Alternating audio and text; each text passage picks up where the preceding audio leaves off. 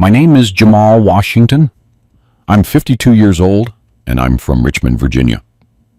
I dedicated 6 years of my life to taking care of my wife, Melanie, who supposedly became paralyzed after an accident. Everything changed 3 days ago when I took her to the hospital for a respiratory infection, and the doctor stepped out of the operating room with a look I'll never forget. He stared straight at me, his voice trembling as he said, "Mr. Washington, call the police." I didn't understand why at the time, but I would soon discover a truth that would completely destroy my world. But before I continue with the story, please click the like button, subscribe to the channel, and comment where you're watching from. Your help is very important. If you ask me what my life was like before that day, I'd tell you it was a routine built on sacrifice and devotion. Every morning, I woke up before sunrise, my body aching from sleeping on that uncomfortable recliner next to her bed. Despite the exhaustion, the first thing I did was smile at her. "Good morning, my love," I'd say, while I prepared everything for her morning wash-up. Today's Tuesday, full bath day. My life had become a series of meticulously organized routines. Melanie's bath required heating the water to the exact temperature, preparing the towels, the gentle soap that wouldn't irritate her sensitive skin, and setting up the portable tub next to the hospital bed we'd installed in the living room. Everything had to be perfectly organized before starting. "Let's get these pajamas off you, sweetheart." With the care I'd learned over the years, I would gently slide the fabric from her still body. Melanie had been a dancer before the accident, a woman full of life and movement, now reduced to this cruel stillness. According to what I was told, a semi-truck ran a red light when she was crossing the street. I was away on a business trip, working as a vintage restoration contractor. I never forgave myself for not being there. I held her firmly, but delicately, just as the nurse who came in the beginning had taught me. Over time, I learned to do everything on my own. How to move her without hurting her, how to support her neck, how to maintain her dignity while I bathed her. "Do you know what day it is today?" I'd ask as I passed the sponge over her back. "It's our 27th wedding anniversary. Do you remember our wedding?" I liked to talk to her during the bath. The doctors insisted that even if she couldn't answer verbally, she heard everything. They had taught us a simple system. 1 blink meant yes, 2 blinks meant no. It was our way of communicating. That particular day, as I finished drying her, the phone rang. It was Chloe, Melanie's sister. "Morning, Jamal. How's my sister doing?" "We're in the middle of the morning bath. Everything's normal." "Perfect. I'm letting you know. I'll stop by this afternoon. I need to talk to you about something important." "About what?" I asked, holding the phone between my shoulder and ear as I dressed Melanie. "I'd rather tell you in person. It's about the papers for my parents' old house." "All right. We'll wait for you." When I hung up, I noticed something in Melanie's eyes, a tension that unsettled me. "Are you in pain?" I asked her. Blink once for yes, 2 for no. 2 slow blinks. There was no physical pain, but something was bothering her. "Chloe is coming by later. I'm sure you'll be happy to see her." As soon as I mentioned her sister, I thought I saw a flash of fear in her eyes. I chalked it up to my imagination. After so many years of caregiving and sleepless nights, I sometimes saw things that weren't there. While I fed her breakfast, blended oatmeal with honey and orange juice, as the doctors directed, someone knocked hard on the door. "Who is it?" I called out from the living room. "It's Eli, Melanie's cousin. I need to talk to you, Jamal." Eli, the inconvenient cousin who always showed up at the worst times with his business proposals that never benefited anyone but himself. "Give me a minute," I replied with resignation. I wiped Melanie's mouth and whispered that I would be right back. When I opened the door, Eli walked in without waiting for an invitation, impeccably dressed as always, with that air of superiority that irritated me so much. Jamal, you look deplorable. Can we talk privately? Melanie is eating breakfast. Say what you have to say fast. He leaned in, lowering his voice. I'm here to talk to you about Uncle Robert's inheritance. The trust. The trust. What does that have to do with me? Everything. Robert left a considerable trust fund for Melanie, with the condition that it be used for her treatment. Look, Jamal, I see you every day taking care of my cousin, wasting your life. That money could be better used. It is being used for what Robert intended, Melanie's care. Yes, but there are experimental treatments overseas. We could... I cut him off immediately. We could? There is no we could, Eli. That money is for Melanie, and I decide how it's used based on medical recommendations. You're being stubborn. Think about it. With a portion of that trust, we could invest in a specialized clinic that I would manage.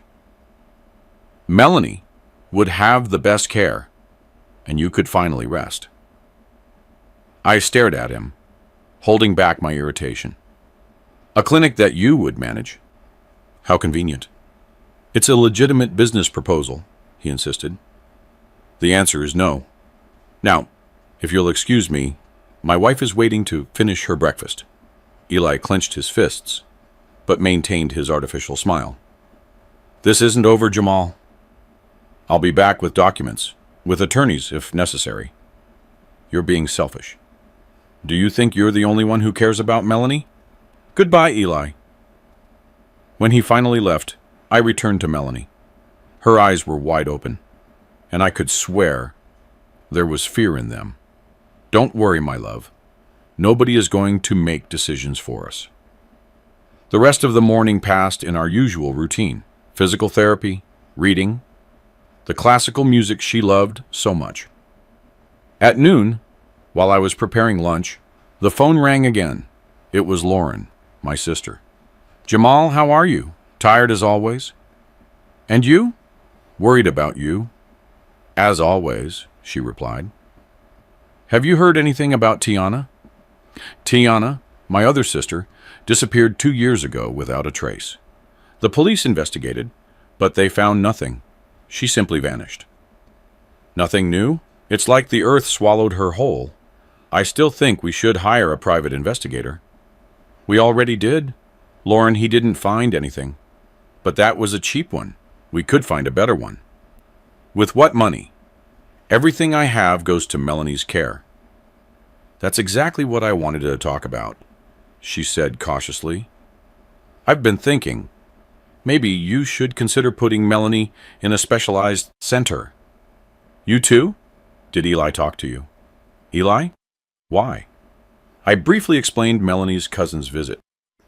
Lauren sighed on the other end of the line. No, I haven't spoken to him, but think about it, brother. You haven't had a life in 6 years. And now, with Tiana? I'm not abandoning Melanie.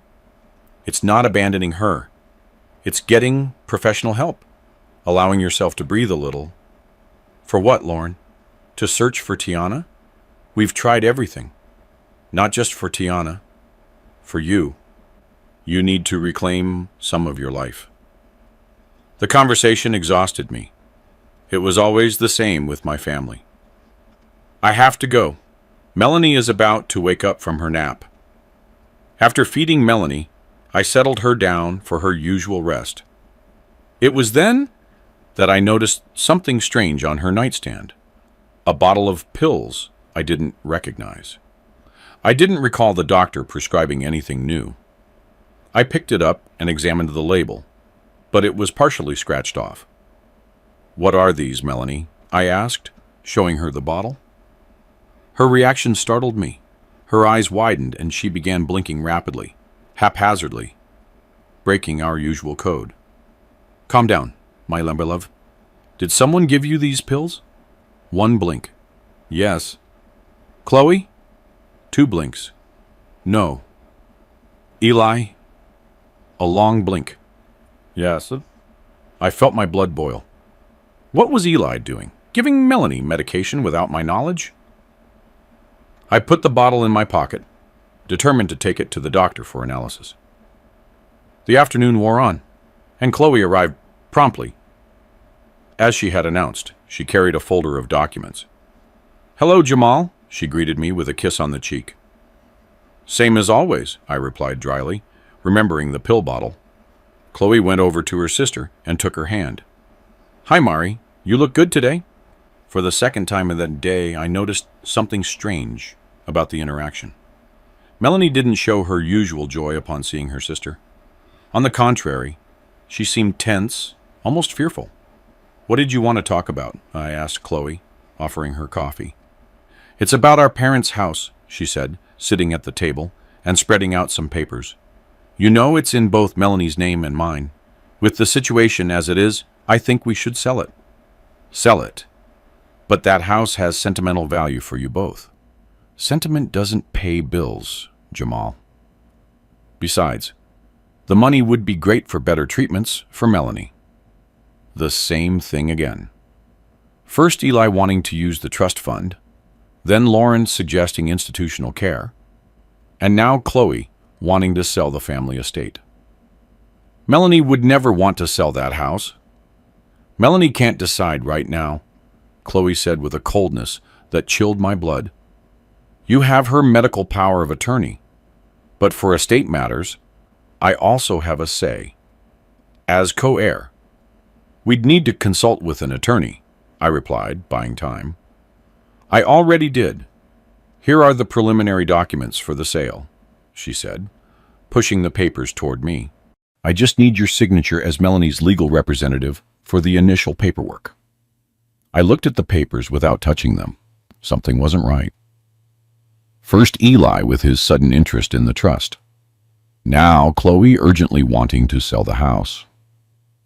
I'll have to review these carefully and consult with my own attorney. There's no time for that, Jamal.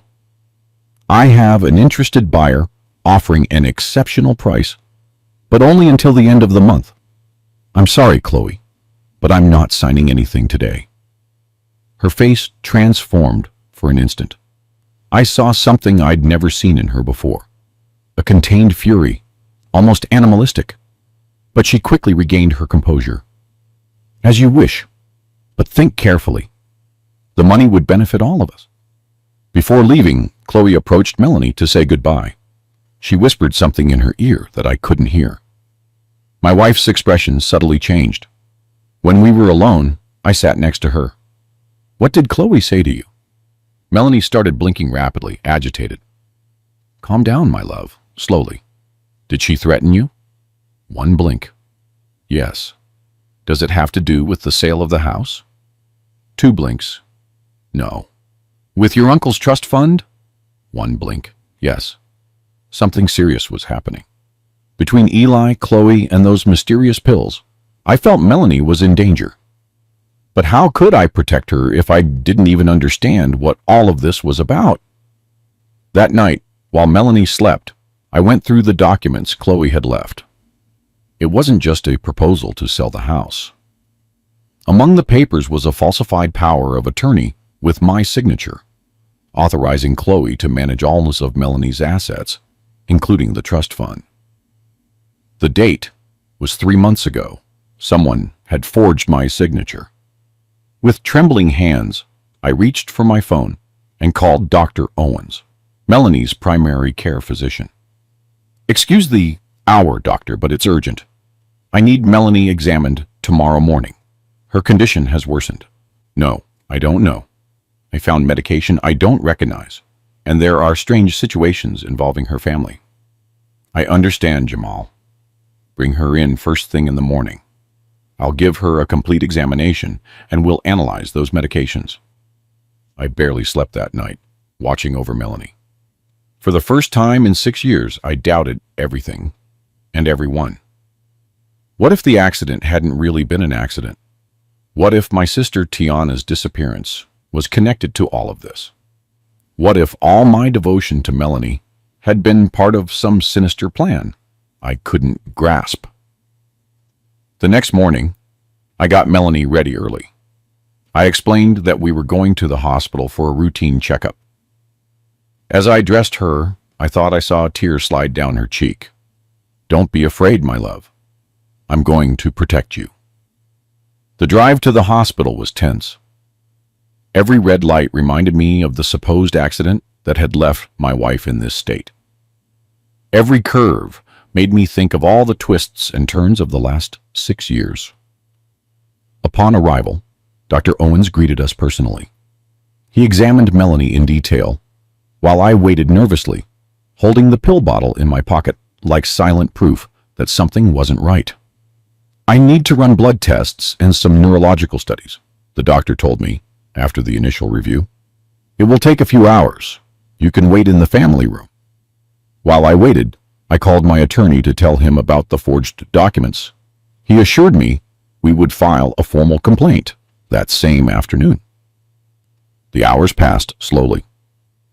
I saw nurses enter and leave Melanie's room. At a certain point, Dr. Owens came out accompanied by another physician, a neurologist, according to his scrubs. They both looked at me with an expression I couldn't decipher. Dr. Owens approached slowly. "Mr. Washington, we need to talk." His voice sounded strange, as if he was struggling to find the right words. "We have found something disconcerting in your wife's studies." "What is it? Is she worse?"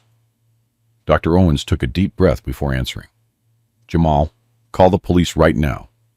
The doctor's words echoed down the hospital corridor like a gunshot. My mind couldn't process them. Police? Why?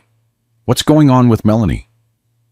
Dr. Owens looked at his colleague, the neurologist, and then led me into a small consultation room. He closed the door behind us. "What I'm about to tell you is hard to explain," he began, rubbing his temples. "We performed various studies on your wife. Electromyograms, MRI, complete blood work. The anxiety was consuming me. Your wife is not paralyzed, Mr. Washington." The room seemed to spin around me. I grabbed the edge of the table to keep from falling. "That's impossible. She hasn't moved in 6 years. I bathe her. I feed her. Listen to me," the neurologist interrupted. "The studies are conclusive. There is no damage to her spinal cord. There is no muscle atrophy corresponding to 6 years of immobility. Her muscles show signs of recent use. But I see her every day. She doesn't move. She can't talk. We communicate by blinking, for God's sake." Dr. Owens placed a folder on the table and opened it. It contained the analysis results. We also found traces of substances in her blood, benzodiazepines mainly, in controlled doses, just enough to cause the appearance of paralysis, but not enough to put her life at risk. I collapsed into a chair, unable to assimilate what I was hearing. "Are you saying Melanie has been faking it for 6 years?" "Not exactly faking," the neurologist clarified. "She is being systematically drugged, but not enough to cause true paralysis. Someone is maintaining her in that state, and she appears to be collaborating." "The pills," I murmured, pulling the bottle from my pocket with trembling hands. "I found this on her nightstand. I didn't recognize the medication." Dr. Owens took the bottle and examined it. "These were not prescribed by me or any doctor at this hospital. We need to analyze them, but by the look of them, they could be part of the cocktail of medications we found in her system."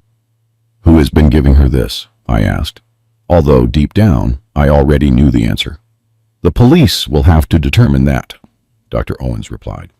"For now, we have suspended all medication. If our diagnosis is correct, in a few hours, she should begin to regain mobility naturally." "I want to see her," I demanded, getting to my feet. "First, we need to call the authorities. This is a case of possible medical abuse, maybe even attempted murder." Murder. The word struck me like a sledgehammer. The substances we found, administered for so long, could have caused permanent damage. It's a miracle she hasn't developed severe kidney or liver problems.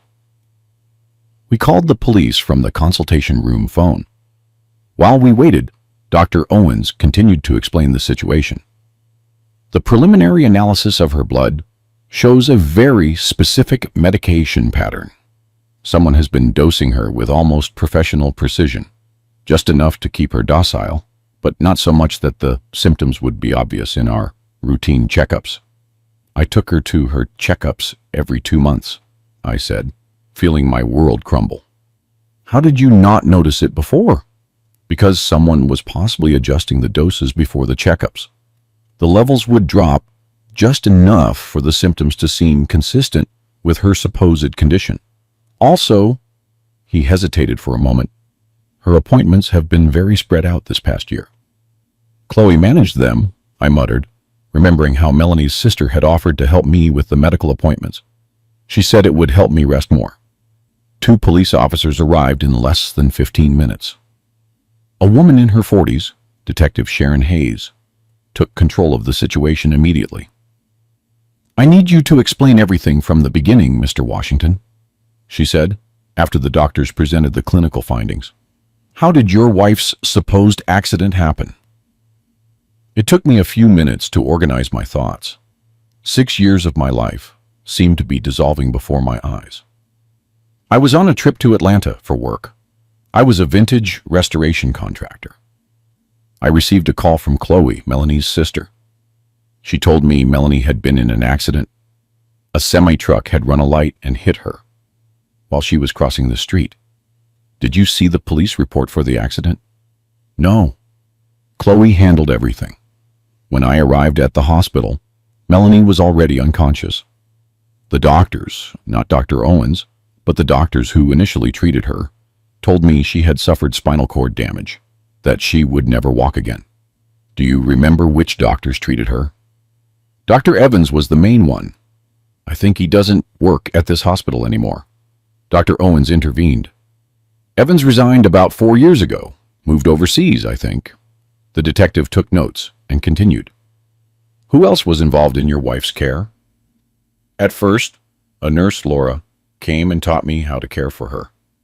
After a few months, Chloe said it was an unnecessary expense, that I already knew how to do everything necessary. There was also Eli, Melanie's cousin. He showed up from time to time, supposedly to help, but he always ended up talking about the trust fund Melanie's uncle had left for her care. Detective Hayes leaned forward. Tell me about that trust fund. Melanie's uncle, Robert, left her a considerable trust fund, about $3 million, intended exclusively for her medical care in case of serious illness. After the accident, as her husband and legal guardian, I only had access to that money for medical expenses. Who was the trustee? Me, along with an estate attorney, Mr. Bermoris. Any withdrawal needed my signature and his. And the family house you mentioned, the one Chloe wanted to sell? It's a property in the historic fan district of Richmond. It's worth about $5 million, maybe more. It was left to Melanie and Chloe when their parents passed away. The detective continued asking questions for nearly an hour. Every answer I gave seemed to open new cracks in the world I thought I knew. One last question for now, she finally said. You mentioned your sister Tiana disappeared 2 years ago. Can you give me more details? A knot formed in my throat. Tiana used to come over often to help me with Melanie. One day, she told me she had noticed something strange about Chloe's behavior, that she wanted to investigate further. The following week, she disappeared. She left a note saying she needed time for herself, that she was going to the coast for a while, but she never contacted us again. And that didn't strike you as suspicious? Of course it did. I hired a private investigator, but he found nothing. The police said she was an adult who had decided to leave of her own accord, that there were no signs of violence or reasons to suspect a crime. The detective closed her notebook. Mr. Washington, we're going to reopen the investigation into your sister's disappearance. And now, I need to speak with your wife. My heart skipped a beat. Can I be present? I'd prefer to speak with her alone first. According to the doctors, she should be regaining the ability to communicate. Dr. Owens intervened. In fact, I think it would be best if Mr. Washington were present. The patient might feel safer. The detective reluctantly agreed. When we entered Melanie's room, I was surprised to see her eyes open, more alert than I had seen her in years. Our eyes met. I didn't see the love I expected, or even guilt. I saw fear, a deep, primal fear. Mrs. Washington, I am Detective Sharon Hayes. Can you understand me? Melanie nodded slightly. The simple gesture took my breath away. For 6 years, she had only responded with blinks. Dr. Owens informs me that you should be able to speak soon, once the effects of the medication completely wear off, the detective continued. In the meantime, you can answer with gestures. Do you know who has been administering these substances to you? Melanie looked straight at me, then shifted her gaze to the detective. She nodded again. Was it your sister, Chloe? Another, more decided nod. Was someone else involved? Melanie nodded again. Eli, your cousin? Nod. Someone else? Melanie closed her eyes for a moment, as if gathering strength. When she opened them, her lips trembled. Slowly, she articulated a silent word, but it was perfectly legible. Evans. The doctor who had initially treated her, the one who had diagnosed her paralysis, the one who had disappeared 4 years ago. The detective looked at her watch. I'm going to leave a patrol officer guarding your room, Mrs. Washington, and I'll need some officers to go to your house, Mr. Washington, to secure the location and look for evidence. Of course, I replied, still stunned. For now, do not contact anyone in your wife's family. We'll inform them that she's hospitalized due to respiratory complications, but we won't mention our discoveries. We need them to believe everything is still the same while we investigate. When the detective left, I was alone with Melanie. The silence between us weighed like lead. I approached her bed, unsure what to say, how to act in the face of this new reality. Melanie, why? Was all I managed to articulate. She looked at me with tear-filled eyes, moving her lips, trying to speak. Finally, with a voice hoarse from years of silence, she whispered, Tiana. My disappeared sister's name on her lips froze my blood. What do you know about Tiana? I asked, leaning toward her. They killed her. I felt the floor open up beneath my feet.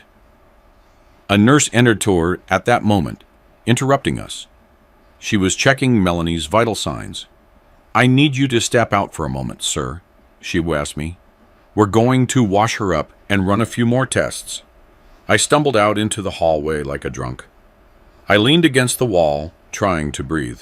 Tiana is dead. Melanie was faking. 6 years of my life dedicated to a lie, and I still didn't understand why. Dr. Owens approached with a glass of water. You should go home and rest a little, Jamal. It's been too many emotions for one day. I can't leave her, I replied. What if they try to hurt her? There are police watching, and we'll be attentive. Go, pack a few belongings, and come back. We'll set up a more comfortable chair for you to spend the night. I finally accepted. I needed fresh air and time to think. Plus, I had to accompany the police officers who would be searching my house. The trip back was surreal. The same streets I had driven that morning with Melanie, paralyzed, now seemed to belong to a different reality. Upon arrival, 4 officers were already waiting at the door. While they searched the house, I started packing a few things for Melanie and myself. Clean clothes, toiletries, the book I was reading to her, mechanical acts that helped me not to think too much. In the bedroom that had been ours, before the hospital bed in the living room became the center of our existence, I found a small key hidden at the bottom of my sock drawer. I didn't remember seeing it before. One of the officers approached. "Do you know what that key opens, Mr. Washington?" "I have no idea." We examined it together. It was small, probably from a safety deposit box or a padlock. The officer photographed it and placed it in an evidence bag. "Can I check your sister-in-law's belongings?" the officer asked. "Chloe?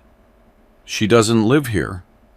I mean the things she might have left when she visited." "Sure. She sometimes used the guest room back here." In the guest room, we found nothing unusual until the officer looked under the bed and pulled out a small suitcase. "Do you recognize this?"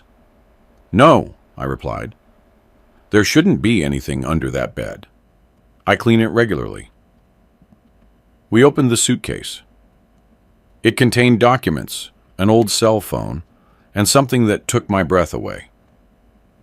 Tiana's favorite bracelet, a gift I gave her years ago for her birthday. The officer immediately called Detective Hayes to report the finding. Meanwhile, we turned on the phone. The battery was almost dead, but it worked. In the photo gallery, we found images that chilled me to the bone. Tiana, clearly beaten, tied to a chair, and next to her, smiling at the camera, Chloe and Eli. "Oh my God," I murmured, feeling like I was going to throw up.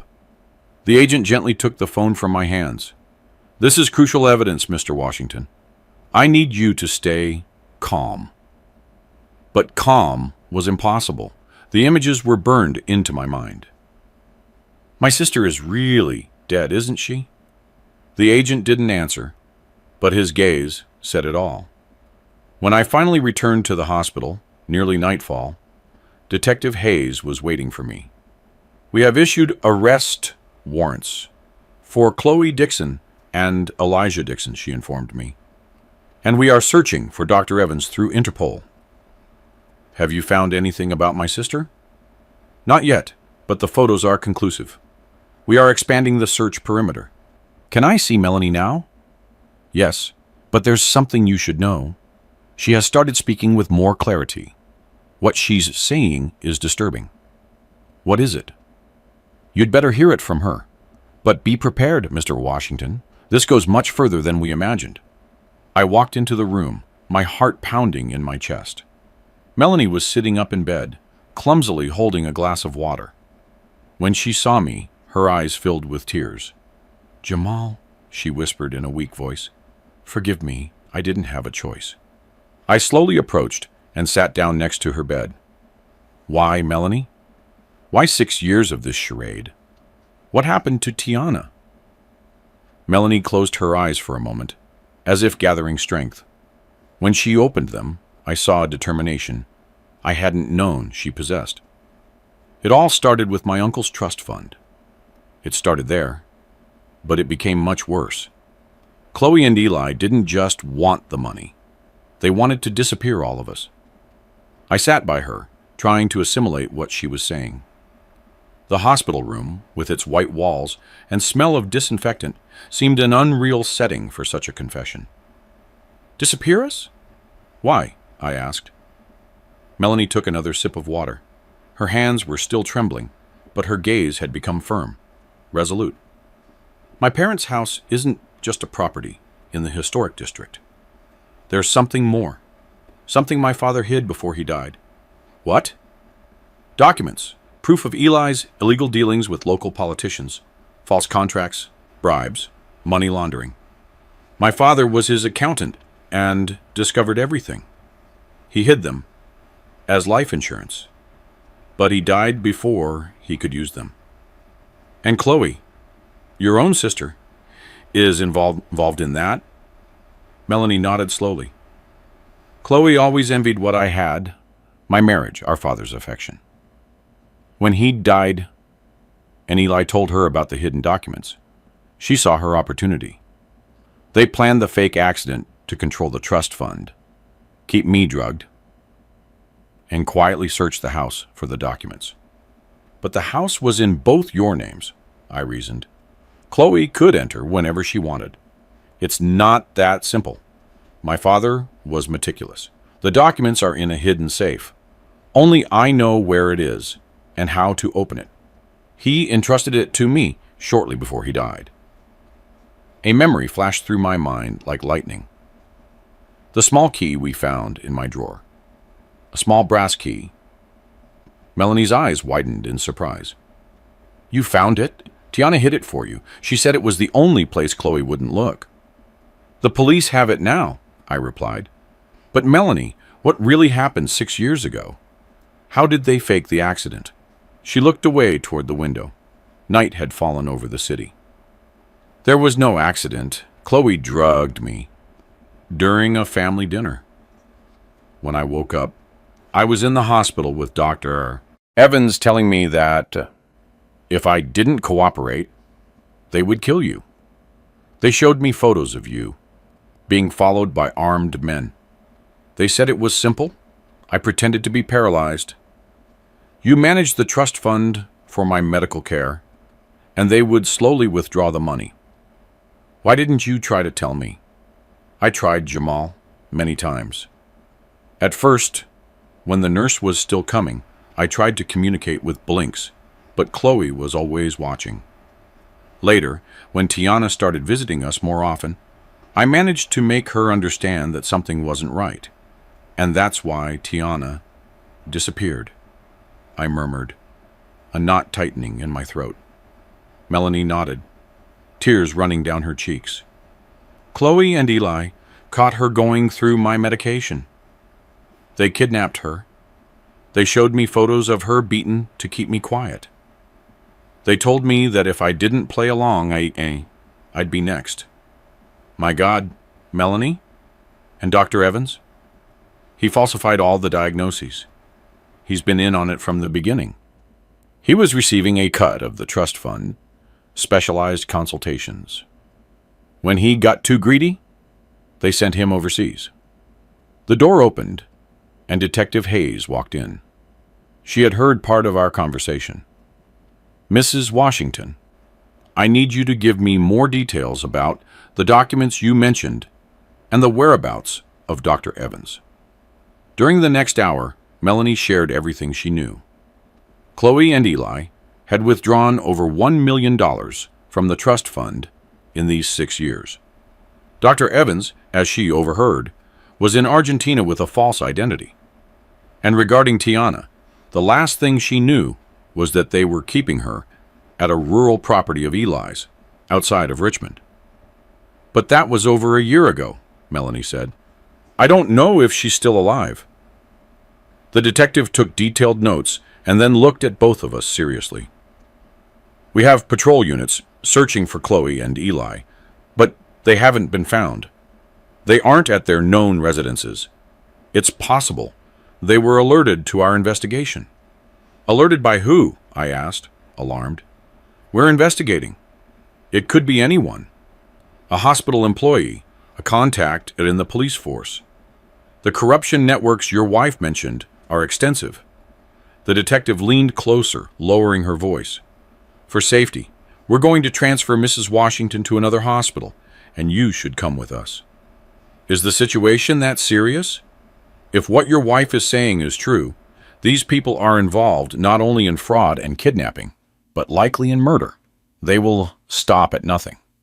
The transfer was organized for early morning, a hospital in New York City, where Melanie could receive specialized attention to recover from the long-term effects of the drugs.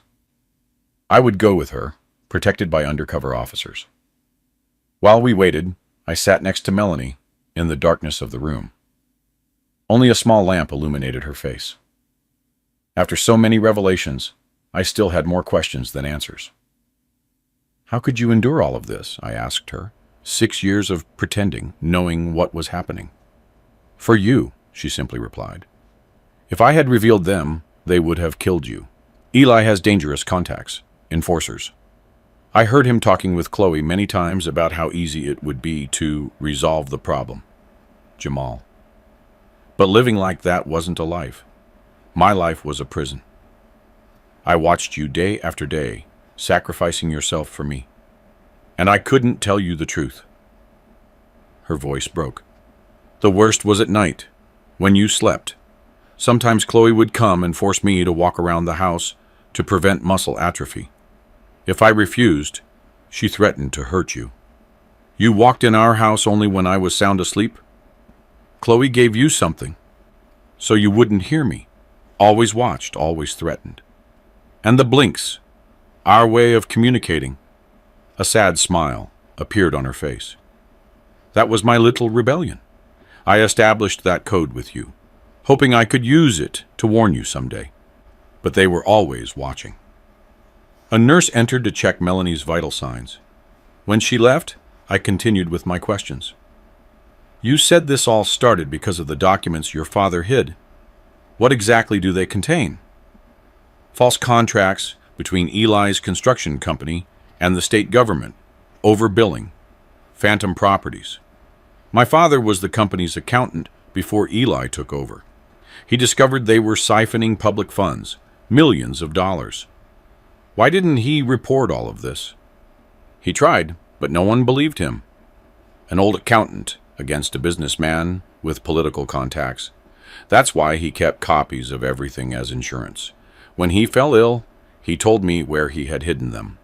A soft knock on the door interrupted our conversation. It was Dr. Owens. "Oh, excuse the hour, but I wanted to check the patient before the transfer," he said, approaching Melanie. While the doctor examined her, my phone vibrated with a message. It was from Lauren, my sister. "Where are you? I stopped by your house and no one was there. I'm worried." I replied briefly. Melanie had complications. "We're at the hospital. I'll call you tomorrow." I immediately received another message. "Which hospital?" "I'm on my way." I looked at the detective who had re-entered the room. "My sister wants to come. Is it safe to tell her where we are?" The detective frowned. "For now, better not involve anyone else. Tell her you'll call her when things have stabilized." I followed her advice and put away the phone. Dr. Owens finished his review. "Physically, she's improving, but she'll need intensive therapy to regain full mobility. 6 years of forced inactivity have considerably weakened her muscles." "Will I have permanent after effects?" Melanie asked, her voice trembling. "It's hard to say now, but with proper treatment, you should recover much of your functionality." When the doctor left, Melanie turned to me with an expression I hadn't seen before, pure determination. "I need you to help me find Tiana," she said. "The police are handling that," I replied. "They've sent units to Eli's property. They don't have her there anymore. They moved her months ago." I heard Chloe talking on the phone. "Do you know where?" "Not exactly, but she mentioned the lake house. Eli has a cabin on Lake Gaston. He never took me there, but he mentioned it sometimes." I relayed this information to the detective, who immediately made some calls. When she returned, her expression was grim. "We've located the cabin, but we need a warrant to enter her. We're working on it." At 3 a.m, everything was ready for the transfer. 2 nurses helped Melanie sit in a wheelchair. She still couldn't walk by herself. Her muscles, though not atrophied, as would be expected after 6 years of real paralysis, were extremely weak. Detective Hayes personally directed the operation. An unmarked police vehicle was waiting for us at the hospital service entrance. 2 plainclothes officers would escort us. "The trip to New York City will take about 4 hours, she informed us. "We have a private clinic waiting for you with trusted personnel." As we moved through the silent hospital corridors, I felt a growing unease. Everything seemed too easy. If Chloe and Eli were so dangerous, if they had so many contacts, shouldn't they have tried something already? My unease turned to panic when we reached the parking lot and I saw who was standing next to the vehicle, Lauren, my sister. "Jamal," she exclaimed, running toward us. "Thank God I found you." The detective quickly stepped in front of her. "Ma'am, this is a police operation. You can't be here." "Police?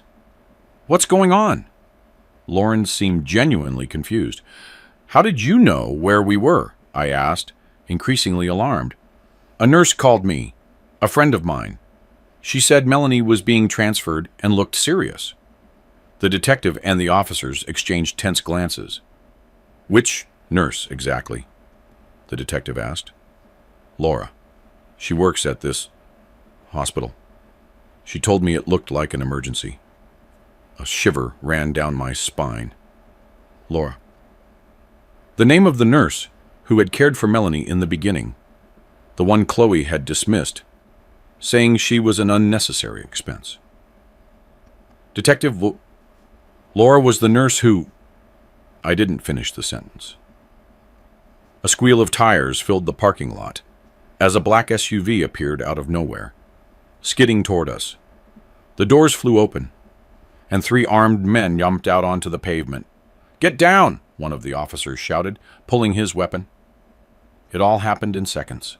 Gunshots, shouts. I threw myself over Melanie, shielding her with my body.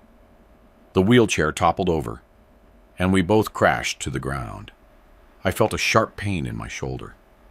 Through the chaos, I saw Lauren running, not for cover, but toward the SUV. One of the attackers helped her climb in. "Lauren!" I yelled in disbelief. My own sister gave me one last look before the SUV sped away. There was no confusion in her eyes. There was determination. The officers fired at the vehicle's tires, but it was already too far gone. The detective crouched down next to us. "Are you hurt?" I felt dampness on my shoulder. Blood. A bullet had grazed me. "I'm fine," I said. "Melanie?" She was pale, but conscious. "I wasn't hit," she whispered. "Your sister appears to be with them," the detective responded, helping us up. "Did you have any suspicion?" "None. Lauren was always... She always seemed to be on my side." The second officer approached, bleeding from a cut on his forehead. "The nurse he mentioned, Laura Mendez, I just confirmed she hasn't worked at this hospital in 5 years." The detective swore under her breath. "We have a serious leak. Change of plans. We're not going to New York City." They quickly led us to another vehicle hidden in a different part of the parking lot. A paramedic improvised a bandage for my shoulder. "Where are we going now?" I asked as the car sped away. "Somewhere safe," the detective replied, "and I need you to tell me everything you know about your sister Lauren." During the drive, I tried to process Lauren's betrayal. How long had she been involved? Was she part of the plan from the beginning? I remembered her constant suggestions to put Melanie in a home, her insistence on letting me breathe. It wasn't concern. It was part of the plan. "Lauren managed my schedule this last year," I said, suddenly remembering. "She offered to help me with Melanie's medical appointments, the bills, everything. She had access to all our information." The detective nodded grimly.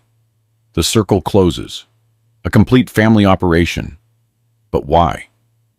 The question escaped my lips almost as a lament. Melanie, who had remained silent, spoke in a weak voice. "The documents my father hid don't just implicate Eli. There are more people involved, important politicians, businessmen, millions of dollars in fraudulent contracts." She paused and looked directly at me. "Lauren's name appears in those documents, Jamal. She was the liaison between Eli and the corrupt officials." The revelation hit me like a blow. My own sister, whom I had always considered honest and hardworking, was part of a corruption ring that had destroyed our lives. "Did you know this from the beginning?" I asked Melanie. "I found out later from conversations I overheard between Chloe and Eli. At first, I thought the goal was just the trust fund. Then I understood it was much bigger." The vehicle stopped in front of an anonymous building on the outskirts of the city. It looked like an abandoned warehouse, but inside there were makeshift offices and agents working. "Tactical Operations Center," the detective explained. "You'll be safe here while we organize the operation for the lake cabin." A medic attended to my wound while Melanie was settled into a camp bed. Her face reflected exhaustion, but also relief. For the first time in 6 years, she could speak freely. "I'm so sorry, Jamal," she said when we were alone. Everything you went through was because of me. It wasn't your fault, I replied, taking her hand. You did what you had to do to survive, to protect me. But Tiana, your sister, and now finding out Lauren is involved. We'll find Tiana, I promised, although I wasn't sure if it was a promise I could keep. And we'll stop everyone responsible. Melanie squeezed my hand with surprising strength for someone who had been paralyzed for so long. There's something else you need to know, she said, her voice barely a whisper. Something I overheard last week when Chloe was on the phone. They thought I was sedated, but I hadn't taken all the pills. What is it? It's about Tiana and why Lauren has been so involved in all of this. I looked at her expectantly, feeling that any revelation now could only worsen the hell our life had become. Tiana isn't dead, Jamal. She's alive, and she has a child. Yours. Melanie's words struck the small operations center room like lightning. My mind refused to process what I had just heard. That's impossible, I stammered. Tiana is my sister. How could she have my child? Melanie squeezed my hand harder. Not your biological sister, Jamal. Tiana was adopted by your parents when she was a baby. You always knew that, didn't you? I felt short of breath. Yes, I always knew Tiana had been adopted. It was never a secret in the family. But I never imagined. We grew up as siblings. There was never anything between us, until I became paralyzed, Melanie said softly. Tiana started coming to help you. You spent hours together while I pretended to sleep. I saw you getting closer, the way she looked at you. My mind raced back to those first years after the accident. The constant exhaustion, the hopelessness. Tiana had been my biggest support, always present, always understanding. That doesn't mean we had a relationship, I protested weakly. The night before she disappeared, I heard you. I was in the living room, supposedly asleep. You were in the kitchen. Tiana confessed her feelings to you. She said she had always loved you beyond the adoptive relationship. I remembered that conversation. I had been so confused, so vulnerable. Tiana had hugged me, consoling me over my wasted life caring for Melanie, and then that kiss that changed everything. It was only once, I murmured. I was broken, confused. I never thought there could be a child. The next day, Tiana disappeared, Melanie continued.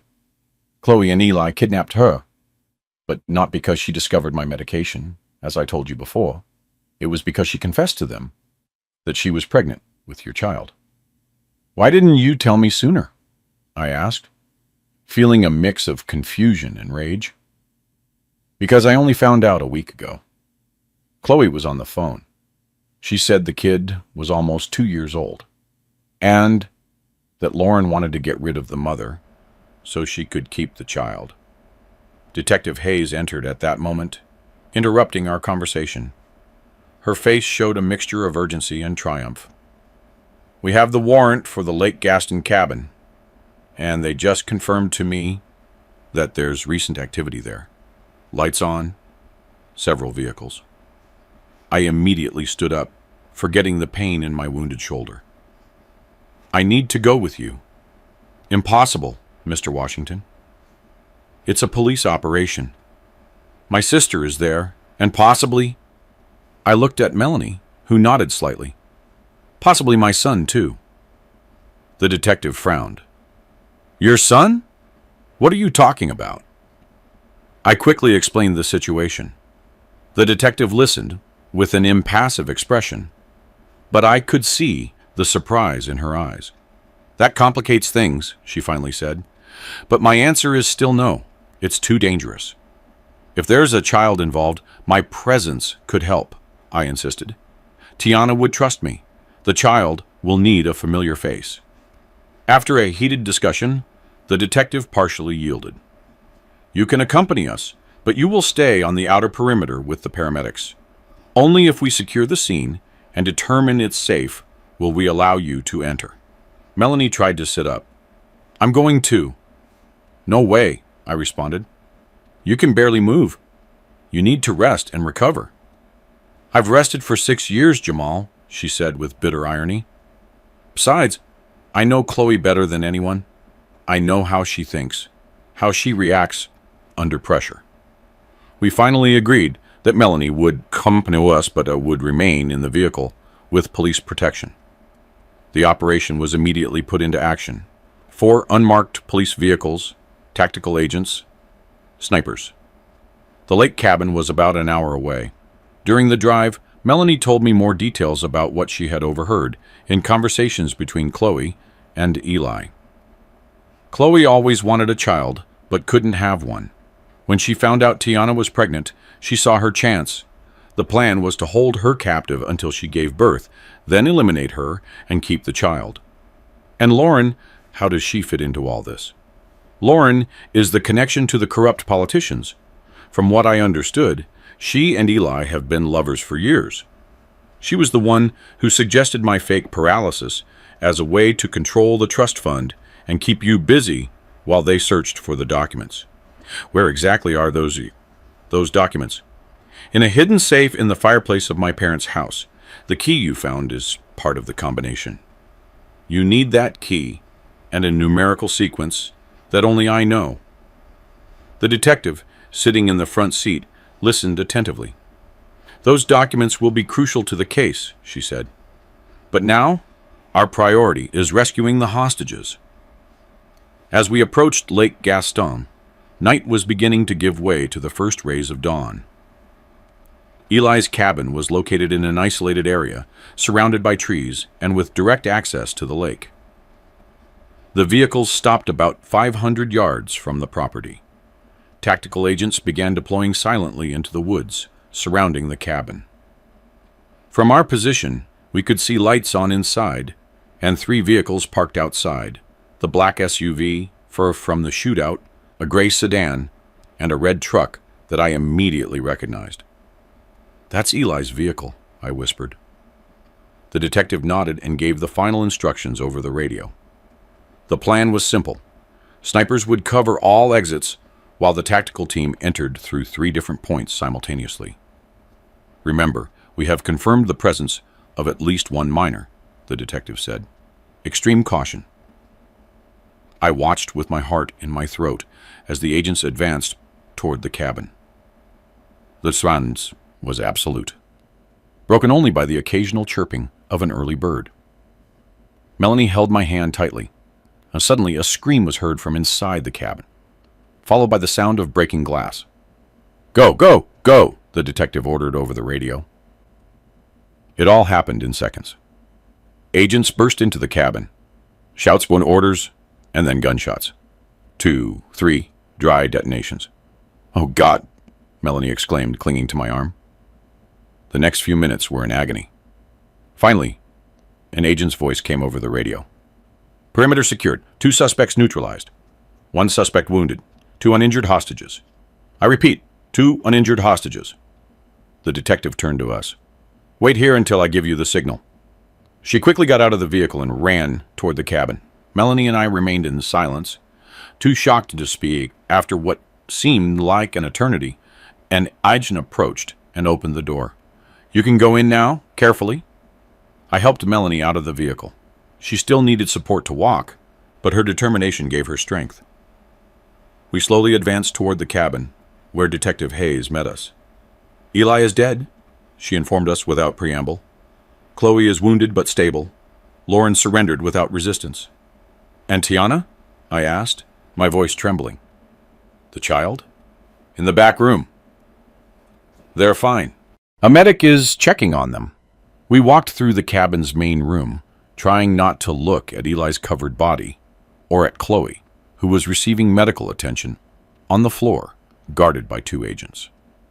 Lauren was sitting in a corner, handcuffed, staring into space. As we passed her, she looked up. Jamal, her voice was barely audible. I didn't intend for it to go this far. I didn't stop. There were no words for what I felt toward my sister at that moment. The back room was small, but cozy, and there was Tiana, sitting on a bed, holding a small child in her arms. When she saw me, her eyes filled with tears. "Jamal," she whispered, "you came for us." The child, about 2 years old, looked at me with curiosity. He had my eyes, there was no doubt, and Tiana's smile. "Tiana," was all I could say, before emotion overwhelmed me. I approached slowly, afraid of scaring the little one. Tiana extended a hand to me. "Devin, this is your daddy?" she told the child in a soft voice. "The one I've talked to you about so much." The child studied me with the intensity that only small children possess. Then he smiled shyly. I felt something break and mend inside my chest. Melanie had stayed by the door, watching the scene with a mix of emotions on her face. "Melanie?" Tiana said, surprised. "You're standing up." "It's a long story," Melanie replied, approaching slowly. "As long as yours, I suppose." The two women looked at each other for a long moment, evaluating each other, recognizing each other as survivors of the same nightmare. "They told me you were dead," Tiana said finally. "Chloe showed me photos of you. She said they had eliminated you." "And they kept you captive here," Melanie replied, "while they made me believe they had murdered you." The detective gently interrupted us. "We need to take everyone to the hospital for a complete examination, and then we'll need to take formal statements." The following hours passed like a feverish dream. The hospital, the Beta House, the incessant questions from investigators. Tiana told us her story, how Chloe and Eli had kidnapped her upon discovering her pregnancy, how they had kept her prisoner, first in a house outside the city, then in the cabin. They wanted to take Devin as soon as he was born, she explained. But Chloe got attached to him. She started treating me better, letting me take care of him. I think that saved my life. "And Lauren?" I asked. "When did she get involved?" "She was always in on the plan," Tiana replied bitterly. "She was the one who suggested using me as leverage to keep Melanie under control. At first, she pretended to help you just to watch you. But over time, she became more greedy. She wanted the documents, the trust fund, everything."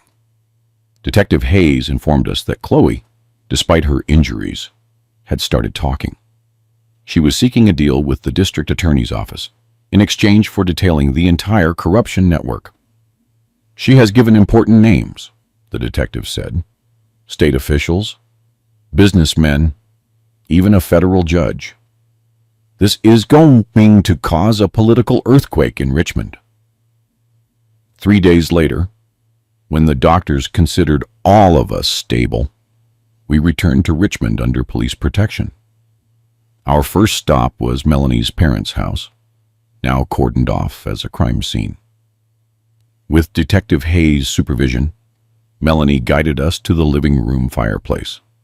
She removed a specific stone from the interior veneer, revealing a small compartment. There, using the key I had found in my drawer and a numerical sequence she recited from memory, she opened a hidden safe. Inside was a thick folder with documents, USB drives, and photographs, all the incriminating material Melanie's father had collected for years. "With this, we can ensure that everyone involved pays for their crimes," the detective said as she sealed everything as evidence. The following weeks were a whirlwind of court statements, medical therapies, and difficult decisions. Melanie progressed quickly with physical therapy, recovering the mobility she had been forced to lose for 6 years. Tiana and little Devin temporarily settled in an apartment protected by the DA's office. 1 month after the rescue, the three of us, Melanie, Tiana, and I, met to talk about the future. It was a conversation we had postponed, but one we could no longer avoid. "The doctors say I'll be completely recovered in a few months," Melanie began. "I've been thinking a lot about what I want to do next. I'm going to sell my share of the family house and move to New York City. I have an offer to teach contemporary dance at an academy. She paused, looking directly at me. I want to start over, Jamal, without ties to the past. I understood what she was telling me. She wasn't asking me to join her. Melanie, she raised a hand, stopping me. You don't have to say anything. These 6 years have changed both of us. I was pretending to be paralyzed, but in reality, both of us were trapped. She looked at Tiana, then at me. Now, we are all free to choose. Tiana, who had remained silent, spoke in a soft voice. I don't want Crimson to come between you. What happened between us, Jamal, was under extraordinary circumstances. I don't expect anything, but Devin is my son, I responded. And you are important to me, Tiana. You always have been. I know, and Devin needs his dad, but I don't want you to be with me out of obligation. Melanie slowly stood up, leaning on her cane. I think you two need some time alone to talk. Wait, I asked her. I don't want you to leave like this. After everything we've been through together. She smiled with a mixture of sadness and serenity. I'm not saying goodbye, Jamal. I'm just giving you space to figure out what you truly want. What both of you want. After Melanie left, Tiana and I remained in silence for a long time. Finally, she took my hand. What are we going to do, Jamal? I don't know, I replied honestly. But I want to be part of Devin's life, and I want to see where this takes us, Tiana. Without guilt, without pressure. 6 months later, life had found a new balance. Melanie kept her word and moved to New York City, where her career as a dance instructor flourished. We stayed in touch, a cautious friendship that slowly healed the wounds of the past. Tiana, Devin, and I moved into a small house on the outskirts of Richmond. We started slowly, rediscovering each other, building an unconventional family, but one filled with love. The ghosts of our shared history still visited us sometimes, but they grew weaker every day. Chloe was sentenced to 30 years in prison for kidnapping, fraud, and complicity in multiple crimes. Lauren received a lesser sentence, 15 years, thanks to her cooperation with authorities. The corruption network they had woven with Eli was completely dismantled, bringing state officials and businessmen who thought they were untouchable to trial. As for me, I returned to my old trade as a vintage restoration contractor, now with a small, local shop downtown.